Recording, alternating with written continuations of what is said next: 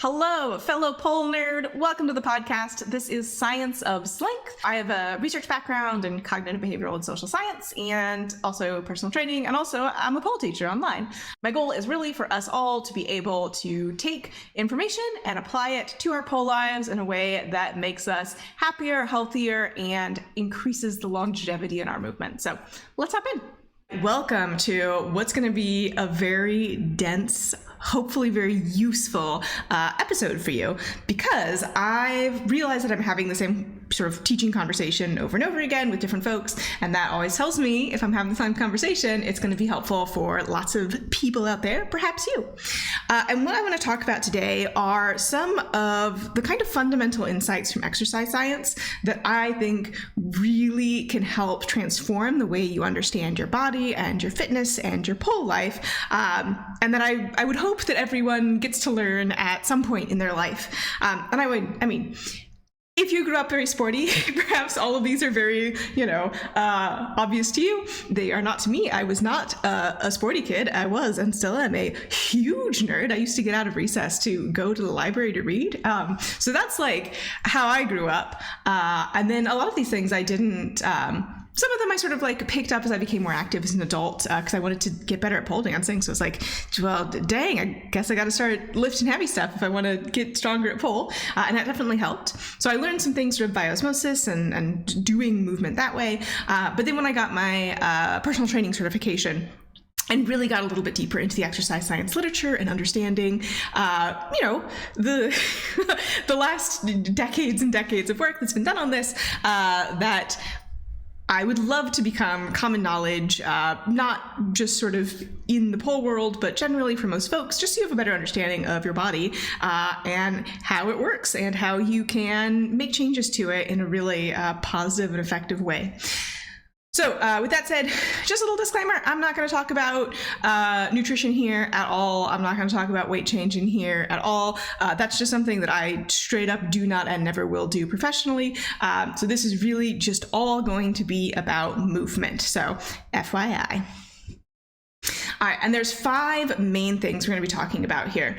And the first one is the different aspects of fitness. So this is a misconception, I think, that I come across a lot, that fitness is this sort of one overarching single variable that you can measure, and you're either yes fit, no fit. A lot of times it's also tied to ideas about being able to determine someone's sort of general health by looking at them and their body composition and body type with your eyeballs, which is really not something you can do.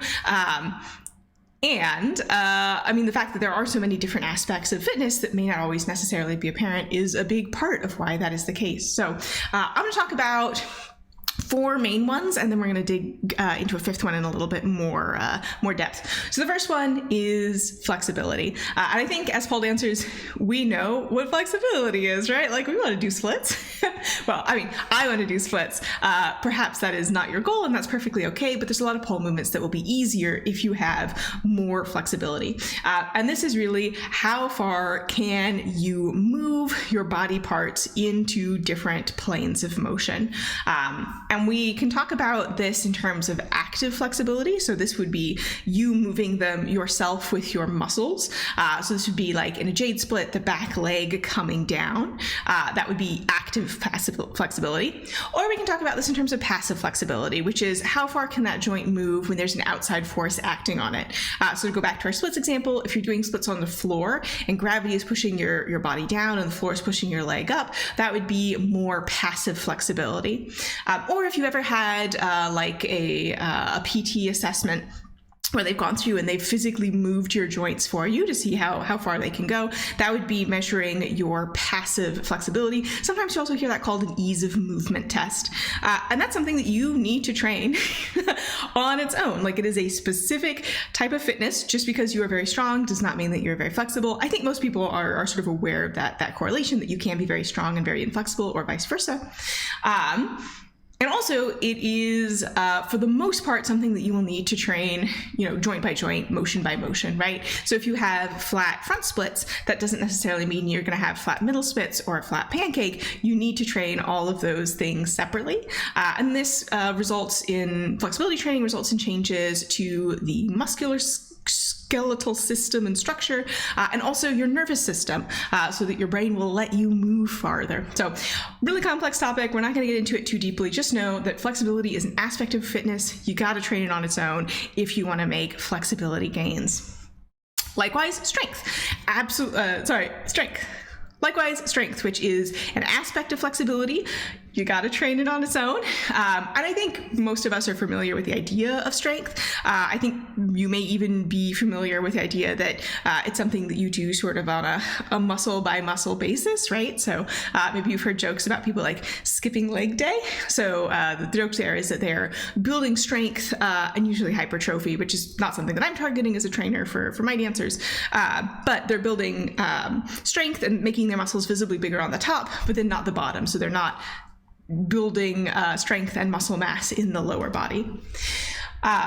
In pole dance, for us, relative strength is a little bit more important than absolute strength. So absolute strength is just how much can you lift, how much force can a specific muscle produce doing a specific motion, right? So if you're familiar with like a bicep curl, where you have your hand down by your side, you're holding a weight, you keep your elbow underneath your shoulder, and you bring your hand up towards the front of the shoulder, the most amount of weight that you could lift there would be an indication of your strength. And that would be usually measured as absolute strength, like how many pounds can you do?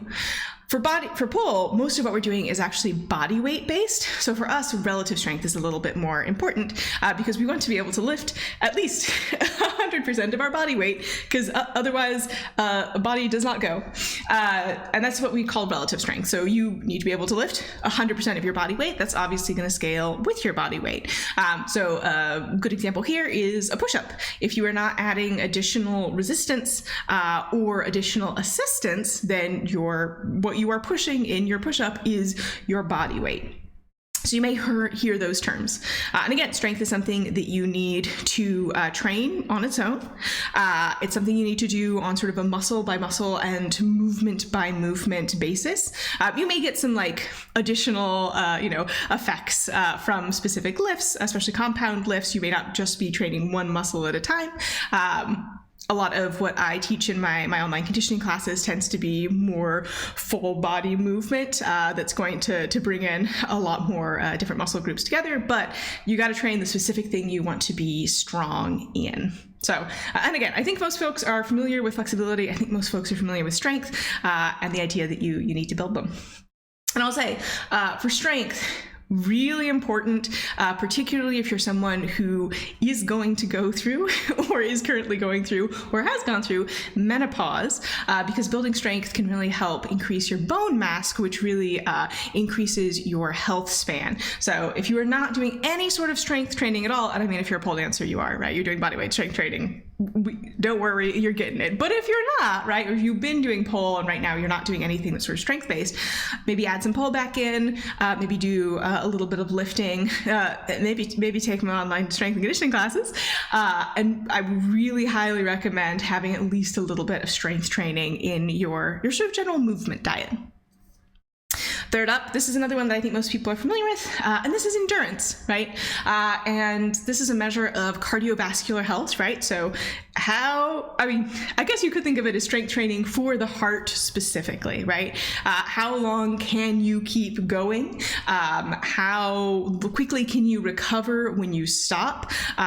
We might measure things like your resting heart rate. We might measure things like the maximum amount of air that you can hold in your lungs. That's something that you can actually improve with cardiovascular training. We might measure something like how quickly you can run a certain distance. I think for pole dancers, something that's really relevant is, can you move for an entire song and not be completely exhausted by the end of it? And I mean, also for pole dancers, that's like kind of the most strength we need. I'm not saying don't train cardio. I am saying it's not, generally our cardiovascular needs to be able to pole dance specifically are going to be a little bit less than someone who is, for example, running marathons, right? Or hiking the Appalachian Trail is just a new record set for that by an extremely fit woman who has amazing endurance, right? I think that aspect of her fitness is probably the strongest for her. So that's endurance, that's cardio, working on choreography, working on free dance, anything where you have to keep moving for a while is really going to help with that. And then the fourth, and now I think we're starting to get into things that people may or may not realize are aspects of fitness that you do have to train. And I think there's something that's hopefully you're picking up is that each of these things, if you want to improve on them, you have to train that thing specifically. There is a little bit of crossover effect, right? If you're training, say, strength at your end range, that's also going to help improve your flexibility. If you're doing strength training where there's sort of a endurance component, that's going to help improve your cardiovascular fitness. But if you want to make like big changes in your strength or flexibility or endurance, you really do have to focus on that one thing. And the next one is balance. And this is obviously for pole dancers, if you're wearing heels, very important, but also for things like floor work, things like inversions. If you, you can get upside down, but you can't stay upside down, or you're working on things like Aisha or handstands, obvious one. All of those require big amounts of balance, or even things where we're standing on one foot, right? Like a basic pirouette, that requires balance. Even though the pole is there, you have to have, a sense of where your body is in space, what adjustments you need to make to remain upright. So, balance training, really important for pole dancers. Also one of those things that can help improve your health span. Falls, especially as we get older, tend to be a really common cause of injury. Balance training can help you be able to react when there's a situation where you might fall, and you might be able to catch yourself or rebalance. And balance training involves, it does involve a little bit of strength in your stabilizers. You might have heard that, core strength will help give you balance.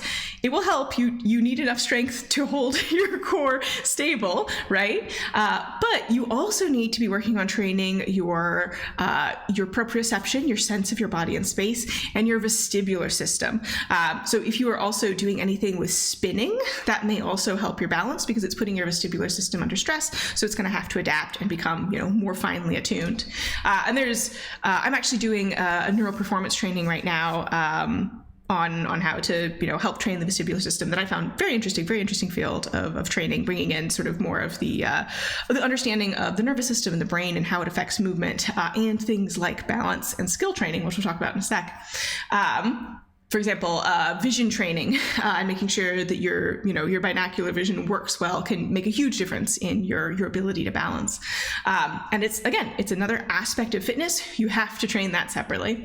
And I think even just thinking about these things, you may be able to tell, the degree of hypertrophy, muscle size increase that someone has just by looking at them. But I teach pole dancers for a living. If you lined up 20 pole dancers in a line, I'm going to be like, point at the most flexible. Unless I've been working with them, I don't know.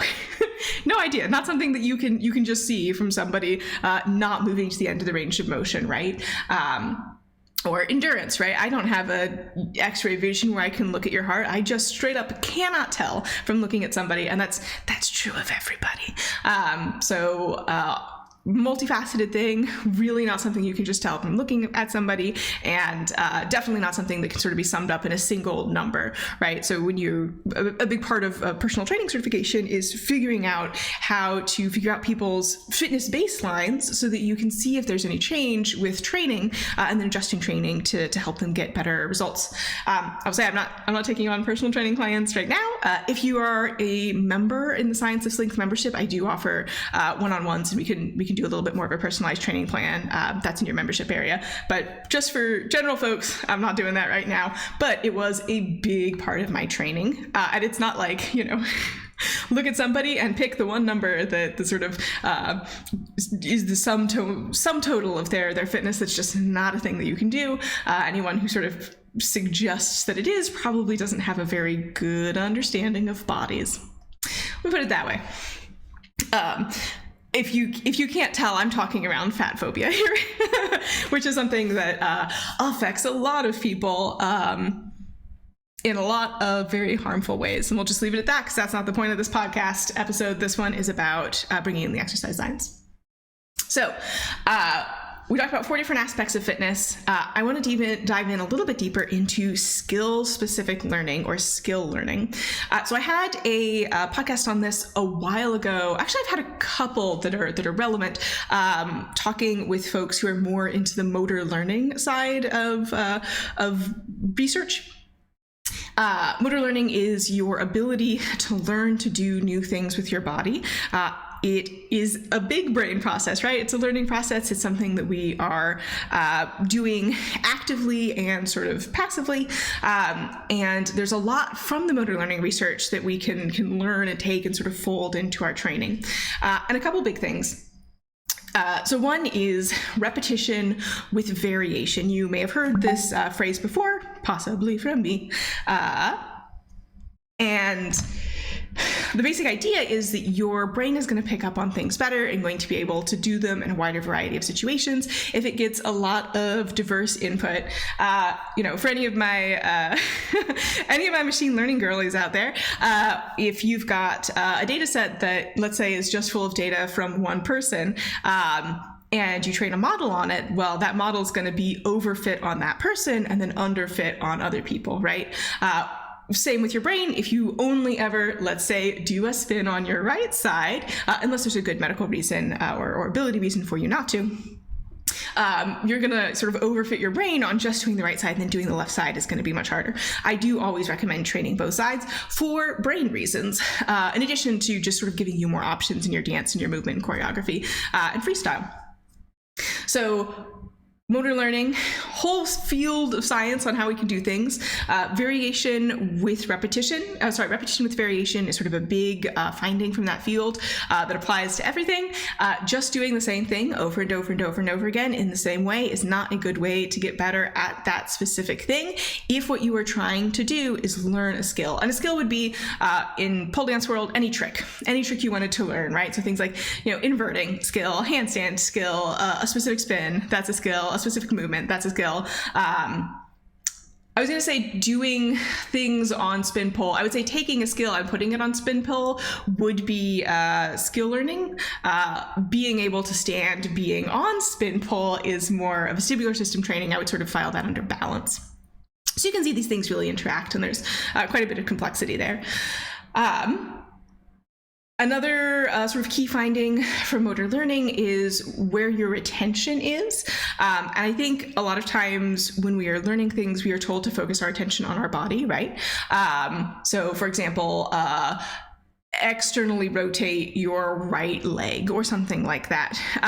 If you already have really good proprioception, a really good mind-body map, you know what those terms mean, and it's just sort of like a thing that you've already practiced, that can be helpful. That sometimes that can be the most efficient cue. In general, though, in terms of learning new things, it's generally more helpful to have cues that bring your attention outside of your body to the environment around it. So you might hear people talking about the external focus of attention or external locus of attention.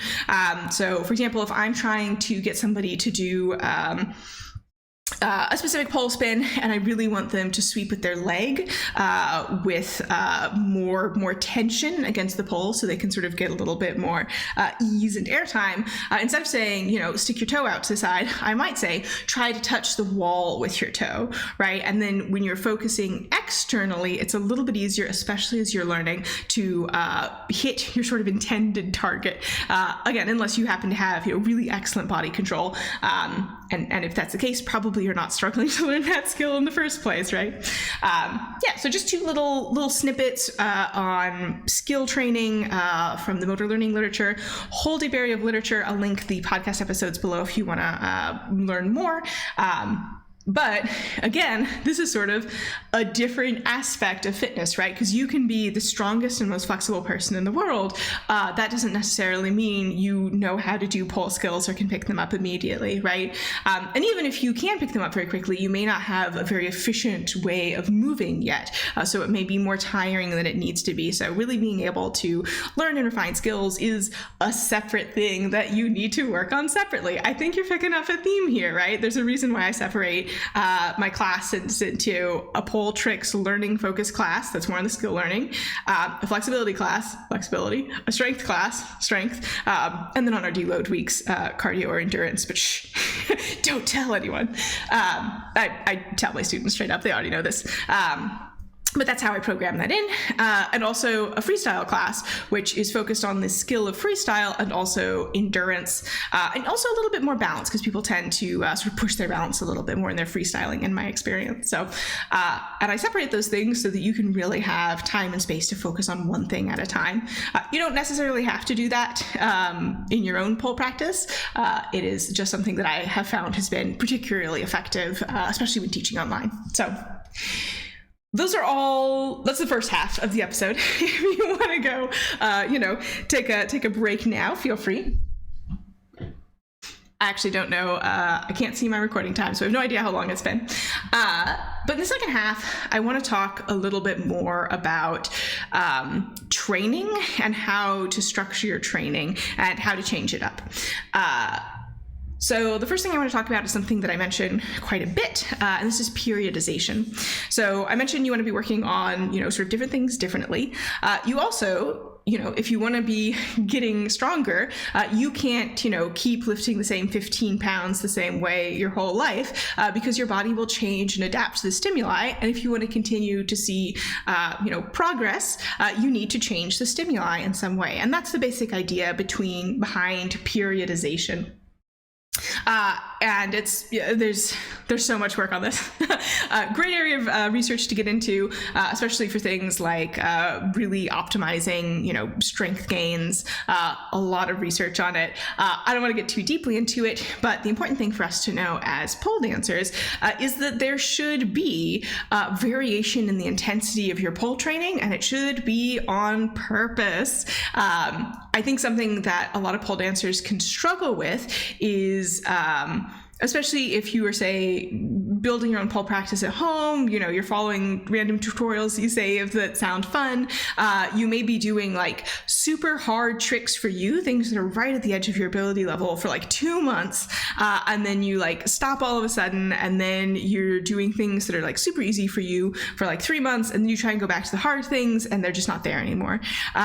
Or, you try to stair step up, right, from things that are pretty easy for you for things that are pretty much impossible for you, without sort of ramping up gradually. And that's really, that's where I start to get worried about folks injuring themselves, pushing really hard, really fast, trying to really increase the intensity, and we'll talk about that in a second, along a number of axes all at once. So ideally, you have a plan for your training, everything's ordered, everything's structured, you increase your intensity and then you drop off, and then you increase your intensity and you drop off. So you have this sort of like wave pattern, but then like the center of the wave is slowly going up over time. And that would be, whatever type of fitness it is that you are tracking, probably all of them, honestly, since pole makes big demands of the body. That's not a surprise to you. Pole's fucking hard. We gotta do a lot, right? So like over time you will see like a slow increase, but like day to day you may not necessarily always be like strictly doing more on day n+1 than you were on day n, So periodization. And I have to say, I think there's a lot of misconceptions about this, right? And there's sort of an assumption that like more is always better. That is not necessarily the case. So I think a great example of this is, if you're familiar with Olivia Reeves, she is a gold medalist from Paris in Olympic weightlifting. Interestingly, she majors in exercise science. I believe she's still in school. Most people in her sport train 9 times a week, but she's been working with her trainer, and again, gold medal, so clearly it worked. She's a clearly that and a combination of genetic and environmental factors worked. She only trains 4 times a week, right? That is about how often I teach. I teach 3 to 4 times a week. So, I'm not drawing a connection there. I'm not promising you will win any type of awards if you come train with me. That's not what I'm going for. But, obviously competing at a very high level, pushing her body really to the limits of what human bodies are capable of doing, and is not hashtag weightlifting every damn day, right? I haven't seen those for a while. There used to be a big thing where it was like hashtag pull every damn day, hashtag circus every damn day, which as a teacher made me want to rip my hair out because you need to rest. You can't do it every day. Your body, you can't. You need time for your body to adapt and repair and make changes so you actually see results from the training. If you're just doing something every single day, you're going to grind yourself into the ground and get injured. It's not an inevitability that you'll get injured, but I would say it highly increases the likelihood. So that's a general idea of periodization. Your training should be structured. It should be considered. It should take into account all the stressors in your life, right? You shouldn't be training for the hardest pull competition routine you've ever done at the same time as you are starting a new job, right? Like that's a major stressor on top of a major stressor. You're probably not going to get the results you want from either of them, right? So really managing your capacity. And this is something that I do for my students, right? So, in my membership, we have there's a lot of periodization I do behind the scenes. So my students, they just show up and do stuff. I don't have to worry about it. But I have a weekly cycle. I have a 4-week cycle. I have a 3-month cycle. I have a year-long cycle, right? Where I am like constantly adjusting things so that the periodization is just built into my training and you don't have to think about it. But especially if you're training yourself, absolutely something you should be working on if you want to make the most efficient use of your time. All right, so that's periodization. I talked about adjusting intensity, right? I kept bringing that up. And I mentioned, training 9 times a week, training 4 times a week. How often you train is absolutely a way that you can adjust your intensity, right? So if you're doing your own periodization, your intensity may be, my highest intensity, I'm training 6 days a week. And then my lowest intensity, I train 2 days a week, and sort of building back up in between those. You can also change how long you are training, right? So maybe instead of training 4 times a week for an hour, you train 3 times a week for 2 hours, right? So that's obviously greater total volume of training, and what you're doing in the training also very much matters. But assuming that you are doing the exact same movements like a robot the entire time you're doing your full training, having a longer training session is definitely going to make more demands of your body. Another benefit of having fewer longer training sessions is that there's more time for your body to recover in between training sessions. Very, very important. We'll talk about that in just a second. And you can also change, how difficult it is. So I like to think of time under tension, right? You can increase the time or you can increase the tension. So this would be working on pull movements that are harder for you. This would be things like adding shoes, which are little ankle weights, like little sexy ankle weights. They also add a balance component. Really, really good way to sort of make your movement more challenging. Also, I like shoes. If you like shoes, just wear shoes, or adding heavier shoes, adding ankle weights, ways of reducing the intensity. If you're working on a strength move, you might be able to use, rubber bands to give you some support, or get a heavy spot so you're not lifting quite as much weight. Take movements down to the floor, get more support from the floor, use something like a yoga block or a prop or a chair or a ball or something like that to give you more support. So the intensity can also really change. Also, how hard you are intending to work, right? So I'm a big fan of isometrics. It's something that I'll put in a lot of my programming. And basically an isometric is a strength movement where you don't look like you're moving. You're not actually moving. You are holding a position, and the amount of effort that you are putting into that position determines the amount of tension that you are under, right? So one that I really like is to be on your back, to have your arms straight out from your sides with a 90-degree bend in your elbows. Your forearms are parallel to each other, and then think about sliding your elbows away from each other and then down into the floor. And this is really designed to target sort of the upper middle back muscles. Can be really helpful if you're finding that you're curling forward in your inversions. And then the great thing about isometrics is they scale with your strength. So the harder you press, the harder it is, the more strength work it's going to be. And if you're having a lower energy day, you've got other stresses in your life, you work less hard and you work less hard, right? Like it's really easy to scale the intensity there. So those are some ways to adjust intensity, how long, how often, how hard. I would also add in there how novel, things that are completely new to you that you've never done before. Maybe you're introducing some cross training. Maybe you've never played badminton and you go and play badminton, and it's not like the biggest strength lift you've ever done, but it's movements you've never done. And like adding a little spice of novelty to your movement, again, great for your brain, really helps you, working on building new skills, helps you develop the skill of learning to build skills. Get a little meta there. And also, you're going to be using your muscles in ways you don't usually use them. You may, I think the classic thing is you try a new sport and you're sore the next day in places you didn't even know you could be sore. Well, it's probably like stabilizers and supporting muscles that you really haven't been using all that much. And you're asking them to do things that they've never done before. And probably, you went for a little bit longer or like a higher intensity in terms of perceived effort as you were in whatever your main thing is that you're training. So length, duration, oftenness. I guess length and duration are the same thing. How long you're training, how often you're training, how hard you're training, how novel you're training. All those things are things that you can adjust to make things easier and harder. All right, finally, we're going to wrap up with the last thing. And oh my gosh, I've been talking for half an hour. Usually my solo episodes aren't that long, but I wanted to like put a lot in this because, again, I keep having these conversations, and in a perfect world, physical education, for folks not in the US, that's what we call our mandatory sort of exercise class in school. Physical education, you would learn these things, right? You'd learn the sort of like basics of how your body works and how fitness works and, how to change it. That was not my experience with that class. Let me put it that way. It was, did not get taught this at any point in my life until I decided to get a professional certification in it. So, yeah, I wish everyone knew all this already. That would be great. But not everyone does. And if that's you, perfectly okay. Do not feel bad about it. Not your fault whatsoever. That's why I'm here. All right, finally. Rest. So especially if you are looking to build your strength, especially if you're looking to build your endurance, rest is so, so, so important. Absolute minimum, I would like you to be taking 1 rest day a week.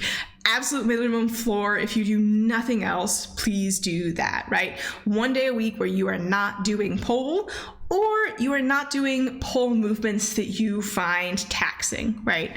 So sometimes on my rest days, I'll do like very gentle body weight mobilization, working through my joints.